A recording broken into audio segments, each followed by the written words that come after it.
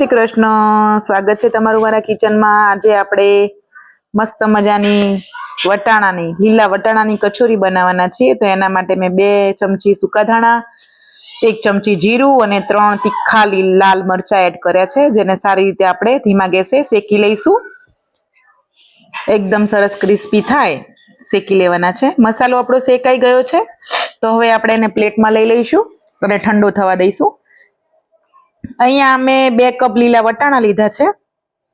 આપણે બીજી કોઈ ઝંઝટ કર્યા વગર આપણે એકમાં બધો મસાલો મિક્સ કરી દેવાનો છે. વટાણા આપણે પીસીને રેડી કર્યા છે. હવે આપણે આદુ અને મરચા અને આપણે જે મસાલો શેકીને રાખ્યો હતો એ પણ પીસીને રેડી કર્યો હતો, એ પણ એડ કરી દેવાનો છે. અને બેઝિક મસાલા બધા આપણે તીખું મરચું, કશ્મીરી લાલ મરચું, હળદર પાવડર, ધાણા જીરું, ગરમ મસાલો અને આમચૂર પાવડર, બધા જ મસાલા આપણે આમાં જ એડ કરી દેવાના છે, જેથી કરીને આપણે અલગ અલગ પછી એડ ના કરવા પડે અને સાથે પીસાઈ પણ જાય અને એક સરખો મસાલો થઈ જાય આપણો. તો આપણે આમચૂર પણ એડ કરી દીધો છે. હવે ટેસ્ટ પ્રમાણે આપણે મીઠું પણ એડ કરી દીધું છે. હવે આપણે આને પીસી લઈશું. થોડાક આપણે અહીંયા ધાણા પણ એડ કરી લઈએ, આપણે નાખવાના રહી ગયા હતા. તો હવે આપણે આને પીસી લઈશું. તમે જોઈ શકો છો બધો મસાલો સરસ પીસાઈ ગયો છે, તો સાઈડમાં કરી દઈશું. અહીંયા આપણે ત્યાં સુધી લોટ બાંધી દઈએ. તો મેં અહીંયા તમે જોઈ શકો છો 2 કપ મેંદો લીધો છે. તમે આ જ પ્રોસેસ ઘઉંના લોટમાં પણ કરી શકો છો, પણ મેં આજે મેંદો યુઝ કર્યો છે કચોરી માટે થઈને. ઘઉંની પણ ખૂબ સારી બને છે. તો ટેસ્ટ પ્રમાણે મીઠું એડ કરી દેવાનું છે. 1 ચમચી આપણે અજમો લઈશું અને હાથમાં સારી રીતે ક્રશ કરી દેવાનો છે, જેથી કરીને ડાયજેશન સારું રહે અને આપણો મેંદો પચી જાય. અને અહીંયા 2 થી 3 ચમચી આપણે ઘી એડ કરીશું. અત્યારે મેં આટલું એડ કર્યું છે, જરૂર પડશે તો થોડું આપણે એડ કરીશું.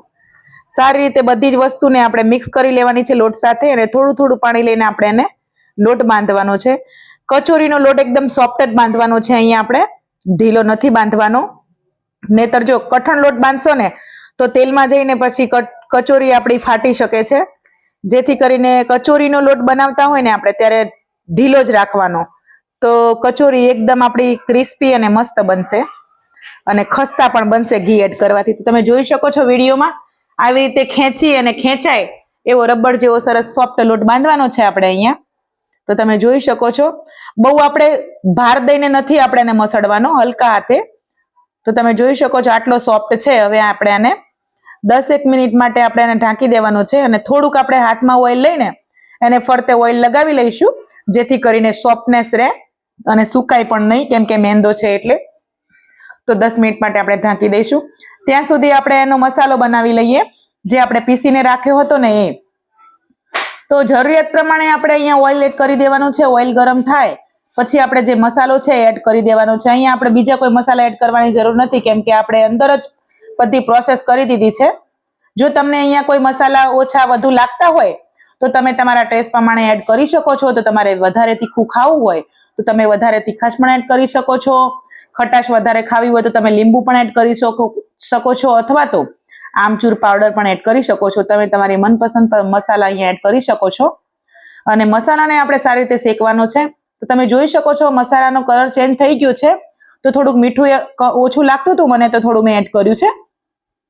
તો મસાલો હવે આપણે બીજી પ્લેટમાં કાઢી લઈશું, જેથી કરીને ઝડપથી ઠંડો થઈ જાય. તો હું મસાલાને બીજી પ્લેટમાં કાઢી લઈશ. મસાલાને આપણે સારી રીતે ઠંડો થવા દેવાનો છે. થોડોક આમ હલકો ગરમ રહે પછી આપણે એના નાના નાના બોલ્સ બનાવીશું. તો મસાલો આપણે ઠંડો થઈ ગયો છે. તો ચલો આપણે એના નાના નાના બોલ્સ બનાવીશું. નાના મોટા કચોરી તમે તમારી મનપસંદ બનાવી શકો છો. તમારે મોટી બનાવી હોય, નાની બનાવી હોય. હું અહીંયા મીડિયમ સાઇઝની બનાવું છું, નહીં નાની નહીં મોટી. તો આ ટાઈપના હું બોલ બનાવીને રેડી કરીશ. તમે જોઈ શકો છો વિડીયોમાં આ ટાઈપના. તો બધા બોલ બનાવીને મેં રેડી કરી લીધા છે, તમે જોઈ શકો છો. તો ચાલો આપણે લોટ સાઈડ જઈશું. તો લોટ ખોલીને ચેક કરીશું. તમે જોઈ શકો છો 10 મિનિટ થઈ ગઈ છે. તો લોટ મસ્ત કુમળો થઈ ગયો છે અને સેટ થઈ ગયો છે. તો જોઈ શકો છો આ ટાઈપનો બનીને રેડી થઈ ગયો છે. તો લોટમાંથી મીડિયમ સાઇઝના આપણને મનપસંદ નાની અથવા મોટી કચોરી પસંદ હોય એ પ્રમાણે લૂ લઈ લેવાનું છે અને સરસ મજાનો એનો ગોળો વાળવાનો છે. આ ટાઈપનો ગોળો, અને વચ્ચેથી સાઈડનો ભાગ આપણે પતલો રાખવાનો છે અને વચ્ચેનો ભાગ આપણે જાડો રાખવાનો છે. આવી રીતે તમે જોઈ શકો છો વિડીયોમાં હું બનાવી રહી છું. આવી રીતે સાઈડો પતલી રાખવાની છે અને આપણે જે બોલ્સ બનાવીને રાખ્યા હતા ને એ વચ્ચે મૂકીને આવી રીતે બધી સાઈડોથી ઉપર લોટને ખેંચવાનો છે અને આપણે જે બોલ્સ મૂક્યો છે એને અંદરની તરફ ઘસેડવાનો છે અને આપણે વધારાનો લોટ કાઢી લેવાનો છે. જો સોફ્ટ લોટ હશે ને તો આ પ્રોસેસ કરવામાં ખૂબ સહેલી પડશે. કઠણ લોટ હશે તો નહીં ફાવે. તો આ રીતે એક્સ્ટ્રા લોટ નીકાળી લેવાનો છે અને ફરીથી હળવા હાથે આપણે સારી રીતે ગુલ્લું બનાવી લેવાનું છે સરસ મજાનું અને હળવા હાથે એને પ્રેસ કરવાનું છે. કચોરીને આપણે એકદમ પ્રેસ કરેલી હશે ને તો સરસ મજાની ફૂલશે અને ક્રિસ્પી અને ખસ્તા બનશે. તો આવી રીતે બધા જ ગુલ્લા બનાવી લેવાના છે. હું તમને બીજું પણ એક બતાવી દઉં. ફરતી સાઈડો આપણે પતલી કરવાની છે, વચ્ચેનો ભાગ આપણે મોટો રાખવાનો છે અને ફરીથી આપણે જે બોલ્સ બનાવીને રાખ્યા છે એ મૂકીશું. અહીંયા આપણે એટલે જ બોલ્સ બનાવીને રાખીએ ને ઝડપથી આવી રીતે તો ફટાફટ બની જાય છે અને જો બોલ્સ બનાવીને ના રાખીએ તો લોટ ભરવા આપણે મસાલો ભરવામાં થોડુંક આપણને કઠણ લાગતું હોય છે. એટલે હંમેશા આવા બોલ્સ બનાવી દેવાના બટાકાવાળાના કે ગમે તો ફટાફટ બની જાય છે. તો જુઓ બીજું પણ બનાવીને મેં બતાવ્યું છે તમને અહીંયા વિડીયોમાં. તો આવી રીતે બધી જ કચોરી બનાવીને આપણે રેડી કરી લેવાની છે. આને પણ હથેળી વડે આવી રીતે વચ્ચેથી પ્રેસ કરવાનું છે જેથી કરીને મસાલો એકદમ સેટ થઈ જાય. આવી રીતે ફરતે ફ્લેટ કરી દેવાનું છે. તો બધા જ બનાવીને મેં અહીંયા રેડી કરી લીધી છે કચોરી. તો પહેલેથી જ તેલ ગરમ કરવા મેં મૂકી દીધું હતું અને કચોરી માટે તેલ એકદમ લાઈટ હોવું જોઈએ, વધારે ગરમ ના હોવું જોઈએ કેમ કે કચોરીને એકદમ ઓછું ગરમ તેલ હોય ને એવા તળવાની હોય છે. તમે જોઈ શકો છો. તમે જોઈ શકો છો ધીમા ગેસે જ્યારે કચોરી નીચેથી પાકી જશે એટલે ઓટોમેટિક ઉપર આવી જાય છે. તો કચોરીને પાકતા કમસે કમ 15 મિનિટ થઈ છે મારે. તો બીજી પણ મેં એડ કરી દીધી છે, તમે જોઈ શકો છો. તો ધીમા ગેસે જ આ પ્રોસેસ કરવાની હોય છે. તો કચોરી એકદમ મસ્ત બનશે આપણી અને પરફેક્ટ બનશે. જોઈ શકો છો મસ્ત મજાની કચોરી બનીને રેડી થઈ ગઈ છે. જો તમને મારા વિડીયો પસંદ આવતા હોય તો મારી ચેનલને લાઈક, શેર અને સબસ્ક્રાઇબ કરજો. નવી નવી રેસીપી જોવા માટે મારી સાથે બન્યા રહેજો. તો મળીશું એક નવી રેસીપી સાથે. તમે જોઈ શકો છો મસ્ત આપણે ખોલીને બતાવી છે કચોરી એકદમ ડ્રાય છે, મસ્ત છે. મળીશું નેક્સ્ટ વિડીયોમાં. જય શ્રી કૃષ્ણ.